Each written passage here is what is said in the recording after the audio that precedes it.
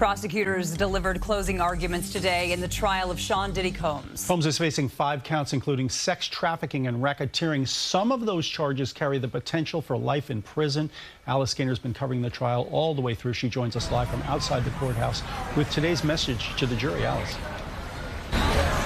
The prosecution's closing argument took nearly 5 hours. When Sean Diddy Combs entered the courtroom, he placed his hand over his heart when he saw his family seated in the gallery, including his 3 daughters who have not been here since the beginning of the trial.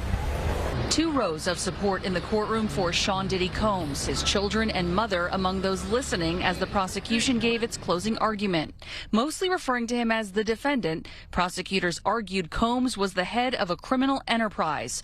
The defendant was a very powerful man, but became more powerful and dangerous because of the support of his inner circle and businesses. Telling the jury Combs' employees were loyal lieutenants, like his security, chief of staff, and assistants, who they say protected Combs' reputation and brand, fulfilling all his desires, including sexual ones, that they agreed to commit crimes together. Those alleged crimes include drugs, kidnapping, arson, bribery, and sex trafficking. Prosecutors say it amounted to a racketeering conspiracy, one of the 5 counts Combs is charged with. Combs is also facing 2 counts of sex trafficking by force, fraud, or coercion, and 2 counts of transportation to engage in prostitution. The government says Combs used threats, drugs, lies, manipulation, and violence to make former girlfriends Cassie Ventura and Jane, a woman who testified under a pseudonym, participate in so-called freak-offs or hotel nights, described as drug-fueled sexual encounters with male escorts in various states and countries. The defense has maintained the women were willing participants. During trial, they showed messages the women sent Combs,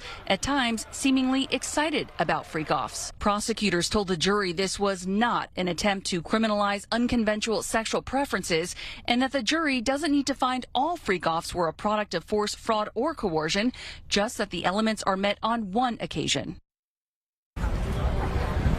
Sean Combs has pleaded not guilty to all 5 counts he is charged with. The defense will give its closing argument tomorrow morning.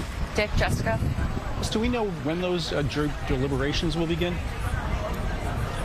Well, it depends on the timing of how everything goes tomorrow, but potentially end of day tomorrow they could begin their deliberations. Defense estimates that their closing will be about 3 hours or less. After that, the government will give a rebuttal. They estimate that will take an hour. Then the judge will charge the jury or instruct them. No idea yet how long that will take, but once that's complete, they will have the case and begin their deliberations. All right, Alice Gainer at the courthouse. Thanks very much, Alice. And Alice will be back in court tomorrow. For a look at her previous reporting on the case, head over to CBSNewYork.com.